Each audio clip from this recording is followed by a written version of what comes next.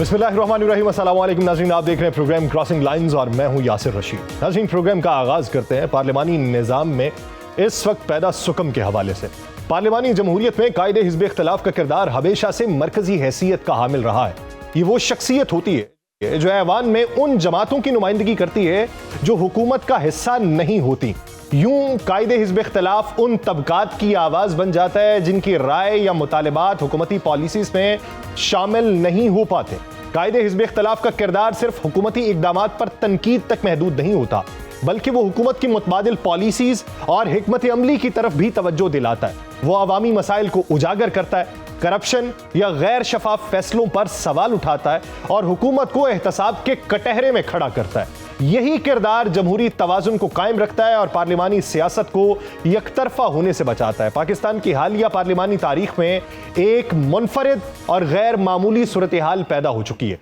कौमी assembly, senate और Punjab assembly तीनों ऐवानों में कायदे हिज़्ब इख्तिलाफ की नशिस्त खाली है और यूं ये खला जमहूरियत के लिए सवालिया निशान बन चुका है। पाकिस्तान तहरीक इंसाफ जो हालिया इंतखाबात के बाद सबसे बड़ी अपोजिशन जमात के तौर पे सामने आई थी, आज ऐसी पोजीशन में है कि वो अपने ही कायदे हिज़्ब इख्तिलाफ के बगैर ऐवानों में मौजूद है। इसकी सबसे बड़ी वजह अदालती फैसले और नाअहलियां हैं जिन्होंने पार्टी की पार्लिमानी क़यादत को कमजोर कर दिया है। फैसलाबाद की इंसदाद दहशतगर्दी अदालत ने 31 जुलाई को एक अहम फैसला सुनाया था। 9 मई 2023 को फैसलाबाद में हसास इदारे के दफ्तर पर हमले के मुकदमे में कौमी असम्बली के opposition leader Umar Ayub, senate के अपोजिशन लीडर शिबली फराज, कौमी असम्बली की पार्लिमानी लीडर जरताज गुल और सुन्नी इत्तेहाद काउंसिल के सरबराह हामिद रजा को 10 साल कैद की सजा सुना दी गई। इस केस में मजमूई तौर पे 108 रहनुमाओं और कारकुनों को सजा सुनाई गई।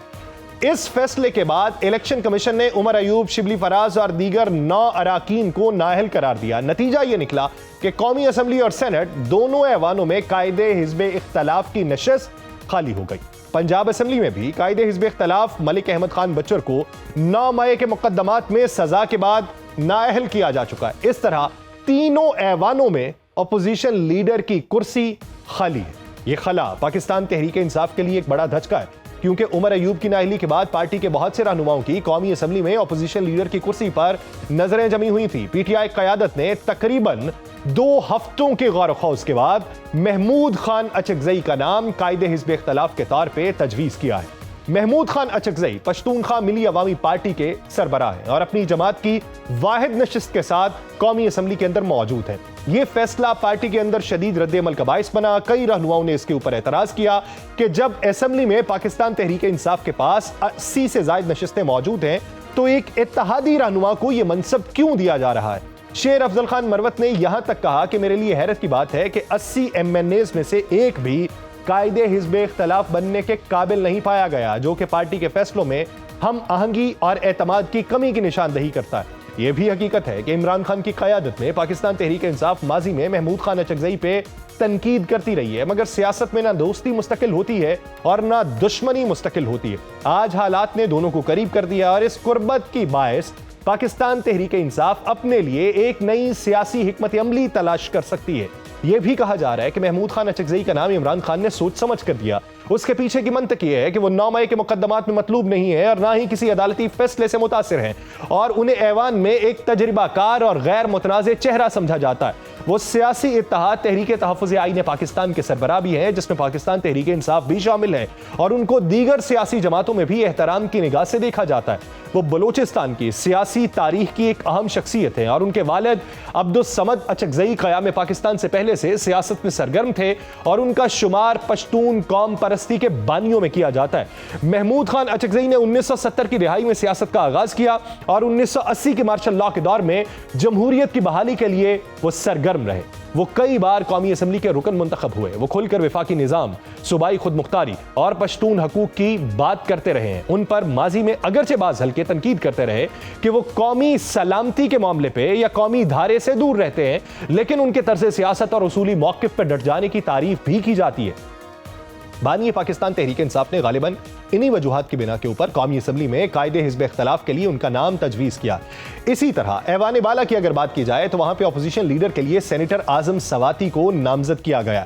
ان کی نامزدگی پر بھی پارٹی میں چہمگوئیاں جاری ہیں۔ خاص طور پہ پشتون بیلٹ سے تعلق رکھنے والے رہنماؤں نے اعتراض عائد کیا ہے کہ شبلی فراز کے بعد ایک اور پشتون کی بجائے ہزارہ سے تعلق رکھنے والے اعظم سواتی کو کیوں آگے لایا جا رہا ہے۔ پاکستان تحریک انصاف کے سینیٹرز کی ایک بڑی تعداد اس نوعیت کے تحفظات کا اظہار کرتی دکھائی دیتی ہے۔ اعظم سواتی کا تعلق خیبر پختونخوا کے ضلع مانسہرہ سے ہے۔ وہ سیاست میں آنے سے پہلے امریکہ میں مقیم رہے، جہاں تعلیم مکمل کرنے کے بعد وکالت اور بزنس کرتے رہے۔ انہوں نے پاکستان واپس آ کر جمعیت علماء اسلام پہ سے اپنی سیاسی سفر کا آغاز کیا۔ بعد میں وہ پاکستان تحریک انصاف میں شامل ہو گئے اور 2018 میں سینیٹر منتخب ہوئے اور وفاقی کابینہ کا حصہ بھی رہے۔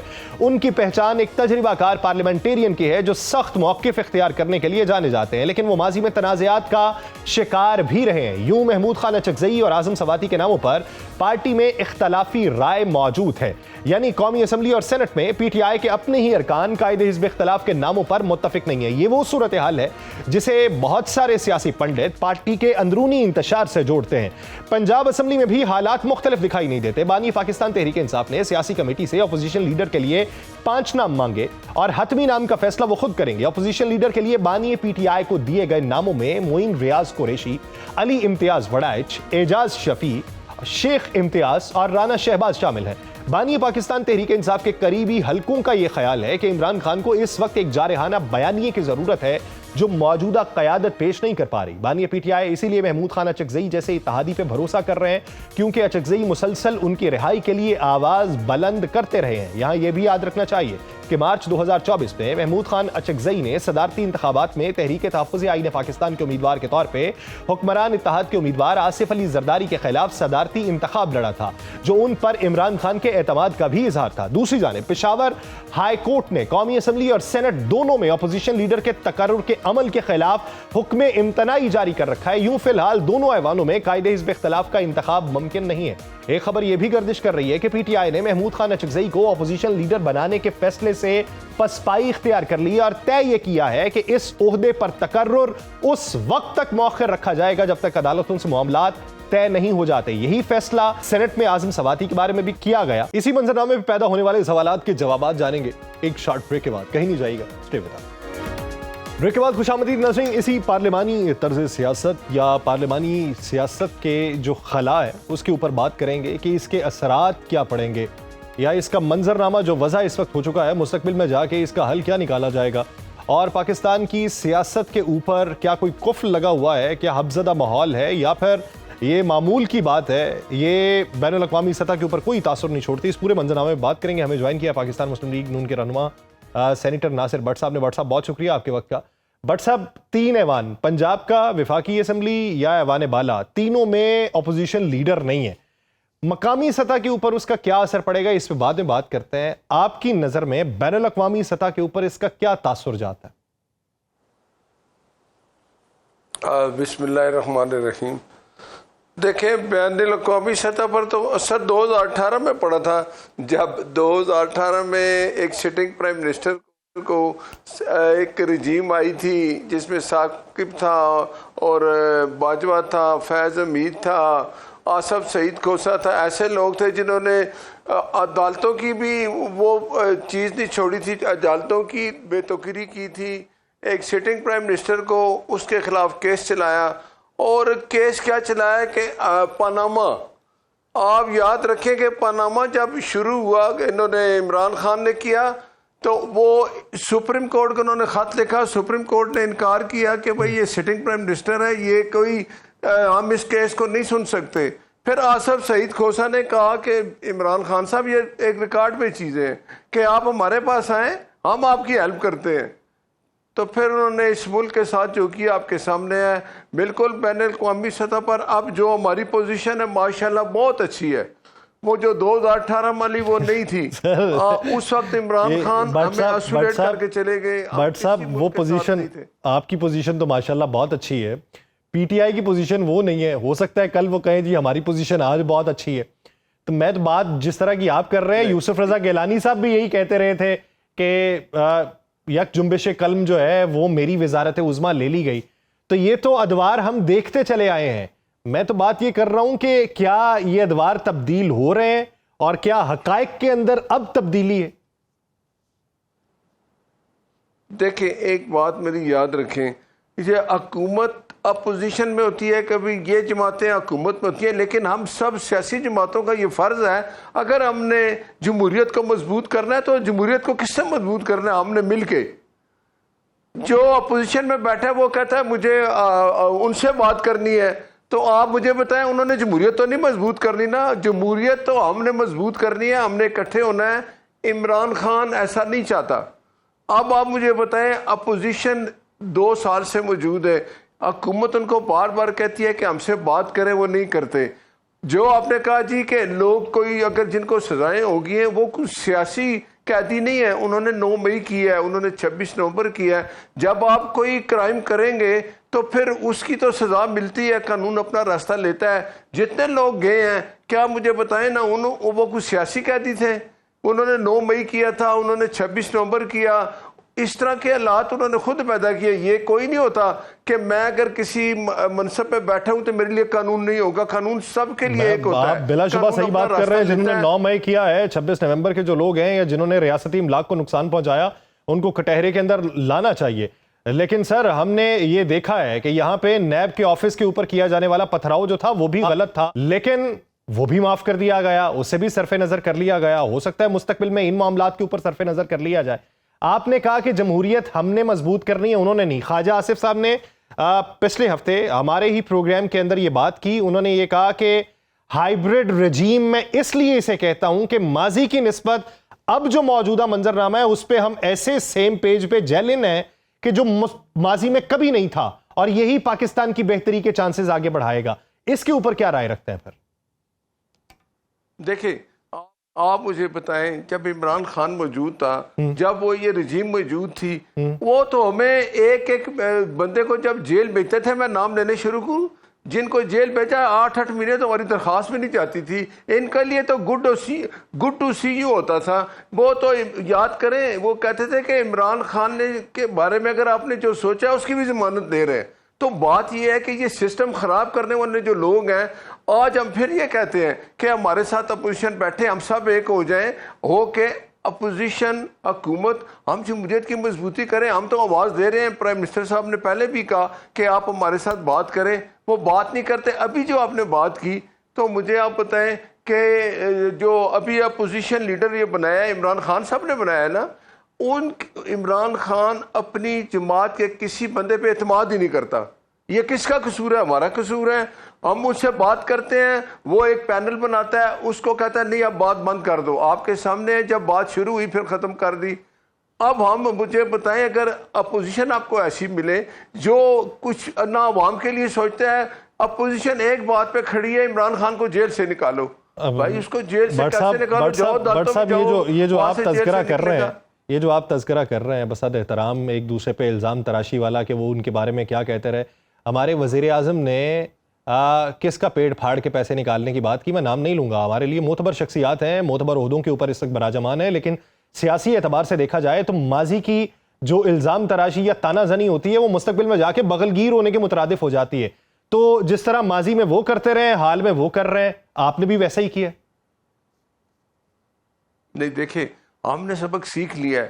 آپ یہ دیکھیں، پیپلز پارٹی اور مسلم لیگ نون ہمیشہ آپس میں ایک دوسرے کے ساتھ ہوتا تھا۔ ہم نے ماضی سبق سیکھا ہے، ہم نے ملک کی جو حالت دیکھی ہے، ہم نے سوچا کہ سب اکٹھے ہو کے ملک کو ایک مشکل وقت سے نکالتے ہیں۔ کیا عمران خان نہیں سیکھے گا؟ کب تک سیکھے گا؟ ابھی وہ نہیں سیکھ رہا، وہ کب سیکھے گا مجھے نہیں پتا۔ اس کو بھی چاہیے کہ وہ اپوزیشن کا کردار ادا کر کے حکومت کے ساتھ بیٹھے، جس چیز پہ اس کے تحفظات ہیں اس پہ ہم بات کریں۔ ہم اس کو کہتے ہیں آج الیکشن کمیشن پہ بات کرتے ہیں، وہ کوئی سنتا ہی نہیں، وہ کہتا ہے ہم نے آپ سے بات ہی نہیں کرنی۔ آپ مجھے بتائیں، وہ پہلے امریکہ کے لیے بیٹھا تھا، شاید وہ مجھے نکال لے۔ کبھی وہ کہتا ہے کہ بھائی میں نے تو ان سے بات کرنی، آپ سے بات نہیں کرنی، تو آپ کہتے ہیں جمہوریت مضبوط کریں۔ پھر آپ ہمیں بتائیں ہم کیا کریں؟ اچھا، آپ کی نظر میں خان صاحب کتنے عرصے میں سیکھ جائیں گے؟ جی آپ کی نظر میں خان صاحب کتنے عرصے میں سیکھ جائیں گے؟ دیکھیں خان صاحب کو سیکھ لینا چاہیے، اگر آپ بھی نہیں سیکھے تو پھر نہیں سیکھ سکتے. اب ان کو بتائیں، ان کو دماغ میں ہے کہ جیسے میں 2018 میں آیا، مجھے جو لوگ لائے میں انہی سے بات کروں گا، انہی کے ساتھ چلوں گا، وہی مجھے دوبارہ لے کے آئیں گے. تو پھر اب یہ بات کیسے ہوگی؟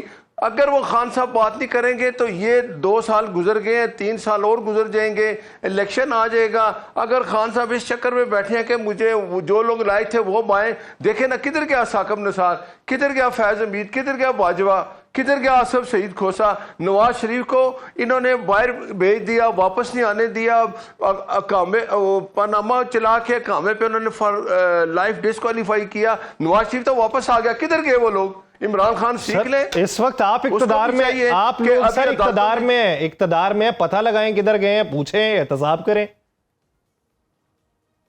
دیکھیں نا، یہ عوام کی کہتے ہیں نا کہ عوام کی نظر میں ہر چیز سامنے ہے. اگر ہم غلط ہیں تو عوام ہمیں پوچھے گی. اگر 2018 میں یہ غلط ہے ان کے لیے لوگ، آپ مجھے بتائیں وقت کیا آ گیا ہے؟ عمران خان کے لیے کوئی باہر نہیں نکل رہا.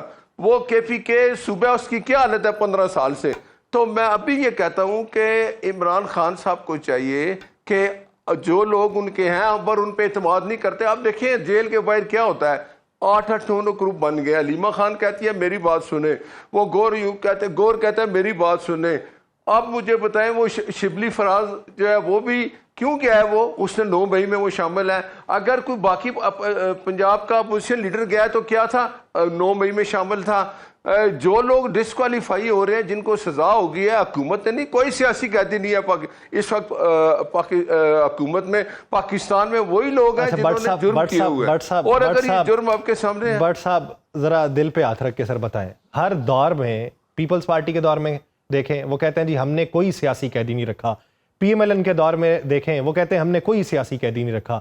پی ٹی آئی بھی کہتی ہے ہم نے کوئی سیاسی کیسز نہیں بنائے. وہ بے شک حلف دے کے انہوں نے بات کی ہو کہ کس سے کیا برآمد ہوا اور ہم نے اپنی ان گناہگار آنکھوں سے دیکھا، بعد میں سارے کے سارے مکر جاتے ہیں. آپ دل پہ ہاتھ رکھ کے کہتے ہیں کہ اس وقت کوئی سیاسی قیدی نہیں ہے پاکستان کے اندر. اچھا لے میں آپ سے ایک سوال کرتا ہوں، 9 مئی ہم نے کرایا ہے، 26 نومبر ہم نے کرایا ہے، میں تو یہ بات 190 ملین کی چوری ہم نے کہا اس سے کار. اگر وہ ایسا غیر قانونی کام کریں گے، قانون اپنا راستہ لے رہا ہے. مجھے ایک بندہ بتائیں جو جیل میں اس لیے ہے کہ اس نے حکومت کے خلاف کوئی تقریر کی ہے. یہ وہی لوگ ہیں جنہوں نے جرم کیے ہیں اور وہ سب کے سامنے ہے.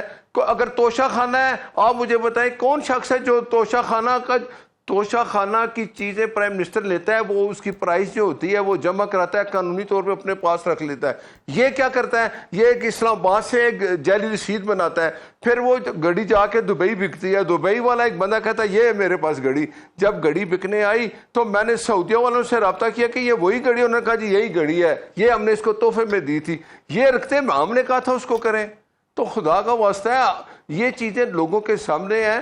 ہمارے ساتھ تو کیا ہوتا تھا؟ مجھے آپ بتائیں رانا ثناء اللہ کے خلاف ہیرون کس نے ڈالی؟ کیا کیا تھا اس نے؟ خواجہ آصف کو انہوں نے اندر کر دیا اور وہ 6 مہینے کوئی جج ہماری بات نہیں سنتا تھا. اور عمران خان ٹی پہ کہتا تھا شاہد خاقان عباسی کل میں تمہیں جیل میں بھیج دوں گا، اور وہ جیل میں ہوتا تھا. عمران خان جاتا ہے امریکہ اور جا کے لگا پاکستان اور امریکہ کے تعلقات پہ کوئی بندہ امریکہ جا کے یہ تو نہیں بات کرتا نا اوے نواز شریف میں تیرا اے سی بند کر دوں گا. یہ تو اس کی حالت تھی.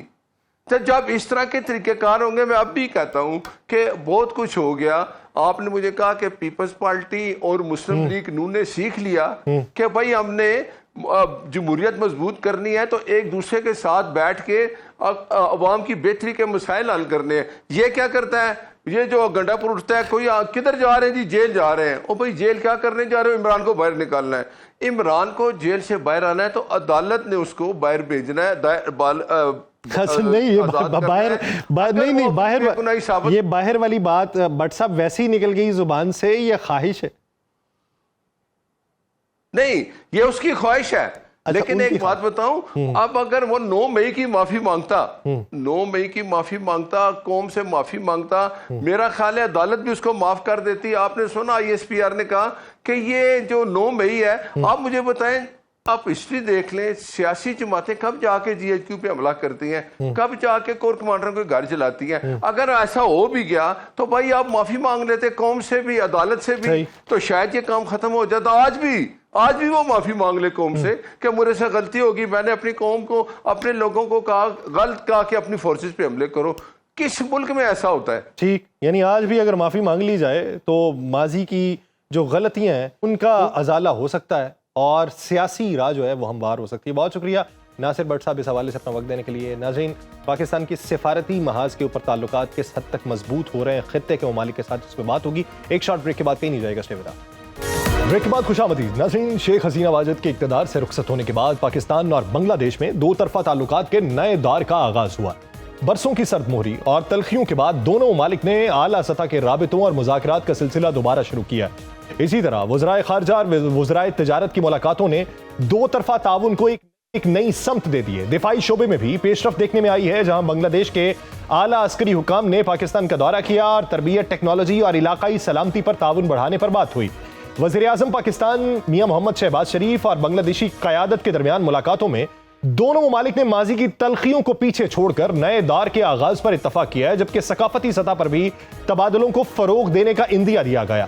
معاشی اور تجارتی شعبے میں بھی حالیہ مہینوں میں کئی اہم اقدامات کیے گئے.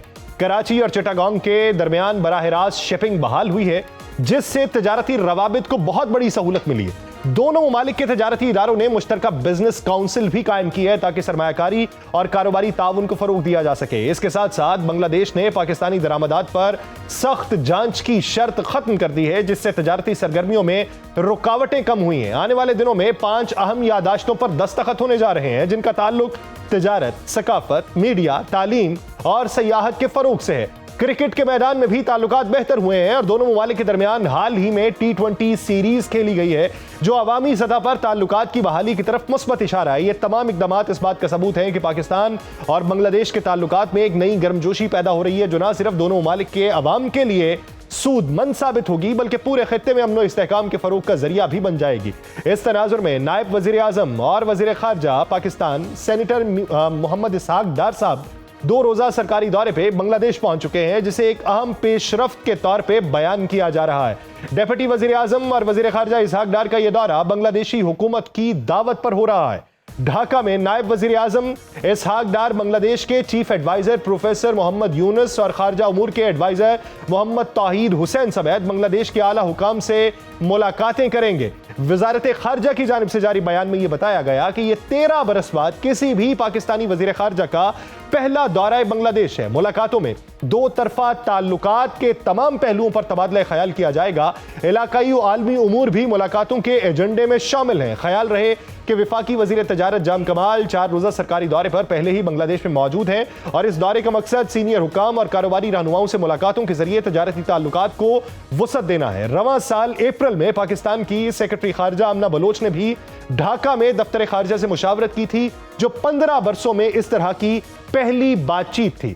اس وقت جاری کردہ ایک بیان میں ان کی بات چیت کو تعمیری قرار دیا گیا تھا, جس میں سیاسی, اقتصادی, تجارتی, زرعی, تعلیمی اور دفاعی تعلقات کے ساتھ ساتھ علاقائی انضمام اور جنوبی ایشیا کی تنظیم برائے علاقائی تعاون سارک کی بحالی کا احاطہ کیا گیا. اگست 2025 میں ہی پاکستان اور بنگلہ دیش نے ایک اہم سفارتی معاہدہ کیا, جس کے تحت دونوں ممالک کے سرکاری اور سفارتی پاسپورٹ ہولڈرز کے لیے ایک دوسرے کے لیے ویزا فری سفری سہولت متعارف کروائی گئی اور یہ سہولت 5 سال کی مدت کے لیے برقرار رہے گی, جس میں بعد ازاں توسیع کا بھی امکان ہے.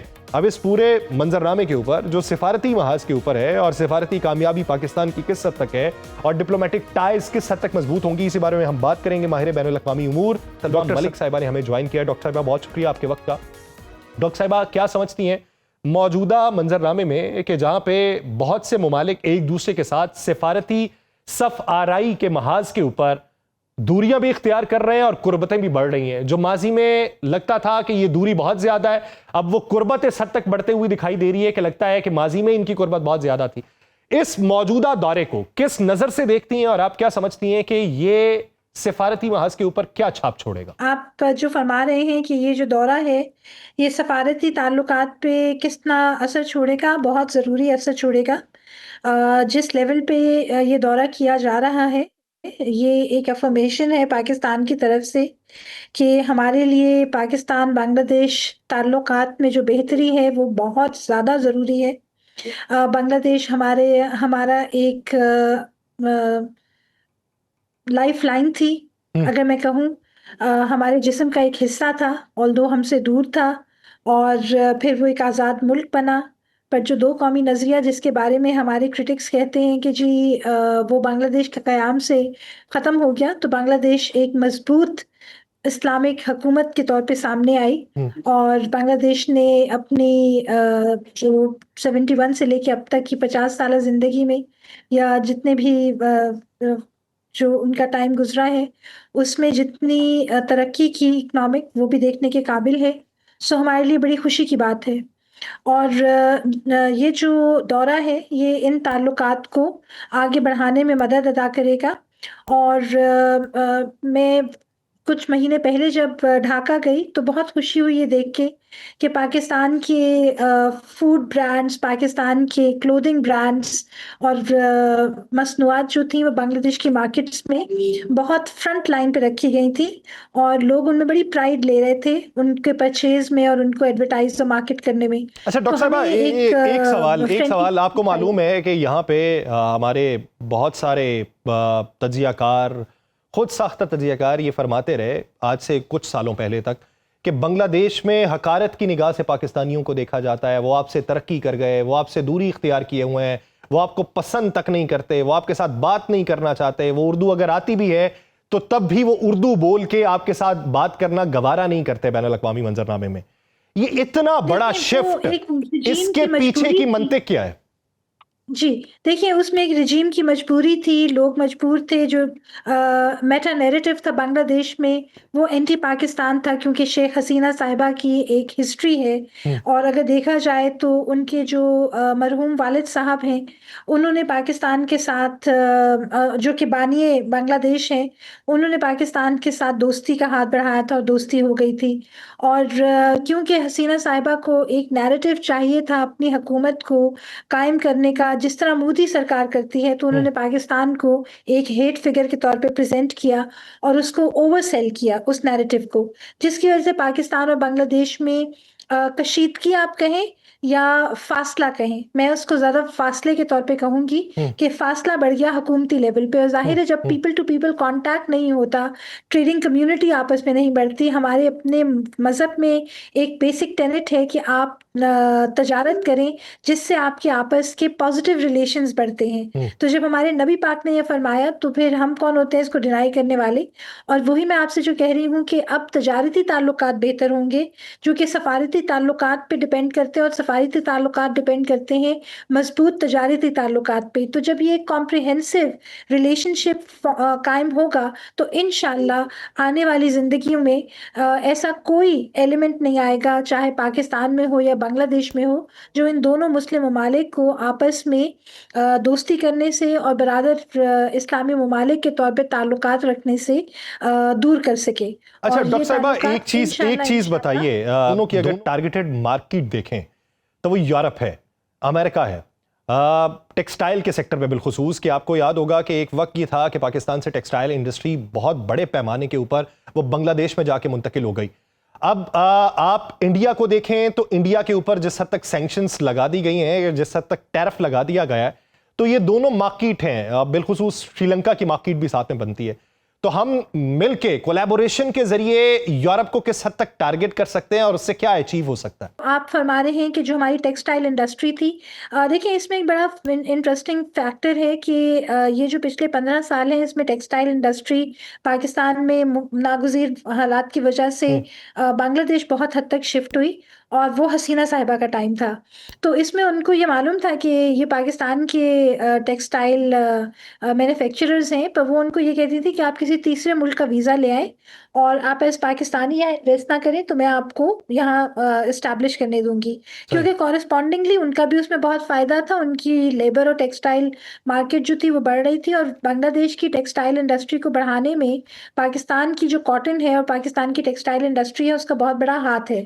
تو یہ بھی دیکھنا دیکھنے کی ضرورت ہے کہ in the face of formal conflict, جو میٹا کانفلکٹ ہے، آپ اسی میٹا کانفلکٹ کے نیچے کتنی گنجائش پیدا کرتے ہیں کوآپریشن کی. اور آپ جو بات کر رہے ہوتے ہیں وہ لڑائی جھگڑے کی ہے، اور یہ بیگم حسینہ کے ٹائم پہ یہ چیز ہو چکی ہے، یہ اس کے بعد کا نہیں ہے، اس سے پہلے کا عمل ہے. سو یہ سارا کچھ ہے، بٹ ابھی جو ہمیں بہتری کرنے کی ضرورت ہے، صرف یہ ایک لفاظی تک نہیں ہونی چاہیے بات. ہمیں اس میں یہ دیکھنے کی ضرورت ہے کہ جو اتنے عرصے کی کشیدگی رہی ہے اس میں جو لوگوں کے دل آپس میں ملے ہوئے ہیں. یعنی میں اگر آپ کو یہ بتاؤں کہ ایک بنگلہ دیش کا بچہ جو کہ 18 سال کا ہے، جس نے پاکستان بالکل نہیں دیکھا ہوا، وہ ان سالوں میں پل بڑھ کے اسکولنگ اس کی ہوئی ہے، جو شیخ حسینہ صاحبہ کا ٹائم تھا جس میں پاکستان ہیٹریڈ بہت پروموٹ کی گئی. جب وہ مجھے ملا تو اس نے کہا کہ میں آپ کو آپ کا ترانہ سناؤں، اور اس نے ہمیں جو پاکستان کا ترانہ تھا اتنے خوبصورت آواز میں پڑھ کے سنایا کہ میری آنکھوں میں آنسو آ گئے کہ ہمارے جو بچے ہیں وہ اتنے اچھے طریقے سے ترانے کو کبھی کبھار نہیں پڑھتے. فیشن ہے کہ یہ چیزیں ہمیں نہیں آنی چاہیے. اور ایک بچہ جو بنگلہ دیش کا ہے، جس کی یہ زبان بھی نہیں ہے، تو وہ بالکل شستہ اردو میں پاکستان کا ترانہ پڑھ کے بہت پرائڈ سے ہمیں سنا رہا تھا. So people to people contact بڑھانے کی ضرورت ہے جی. ہمیں ایکسچینج کرنے کی ضرورت ہے. جو بنگلہ دیش کی بیسٹ پریکٹسز ہیں، ہمیں ان سے لرن کرنے کی ضرورت ہے. ہمیں اپنی اچھی چیزیں ان کو دینے کی ضرورت ہے تاکہ ہمارا یہ جو برج ہے یہ قائم ہو سکے. ایک شارٹ کوشچن ہمارے درمیان بھارت بہت ایک بڑا نیگیٹو فیکٹر ہے جی. ایک شارٹ کوشچن یہ ہے کہ ہم نے ایران کے ساتھ تعلقات پھر سے استوار کیے ہیں اور اچھی بنیادوں پہ استوار کیے ہیں. بنگلہ دیش کے ساتھ ہمارے تعلقات پھر سے بڑھ رہے ہیں. خطے میں بہت سے ممالک کے کانفلکٹ میں ہم سہولت کار اور یا ثالث کے طور پہ اپنا کردار ادا کر رہے ہیں.